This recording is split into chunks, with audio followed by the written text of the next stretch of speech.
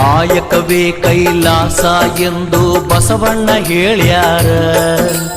ತ್ರಿಕಾಲದಲ್ಲಿ ಶಿವಪೂಜೆ ಮಾಡಿ ನಿತ್ಯ ಅಂದಾರ. ಭಕ್ತವತ್ಸಲ ಭಗವಂತ ಮೈ ತುಂಬ ಭಸ್ಮ ಹಚ್ಚಕೊಂಡ, ಆಯಾ ಕಾಲಕ್ಕ ಹುಟ್ಟಿ ಬರ್ತಾನ ಹೊಸ ರೂಪ ಹೊತ್ತುಕೊಂಡ.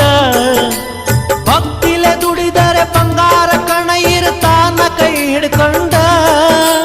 ಸಂಗಮ ದೇವನ ಮಹಿಮೆ ಏನಂತ ಹೇಳಲಿ ತಿಳ್ಕಂಡ, ಏನಂತ ಹೇಳಲಿ ತಿಳ್ಕಂಡ. ಮೂರು ಬಟ್ಟ ವಿಭೂತಿ ಒಳಗ ಸಂಗಯ್ಯ ಇರ್ತಾನ. ಹಣಿಮ್ಯಾಗ ಹಚ್ಚಿದ ವಿಭೂತಿ ಬೆಳಕಲ್ಲಿ ಪರಶಿವ ಕಾಣ್ತಾನ. ಬಸವಣ್ಣ ಕೈ ಮಾಡಿ ಕರಿತಾನ, ಬಸವಣ್ಣ ಕೈ ಮಾಡಿ ಕರಿತಾನ.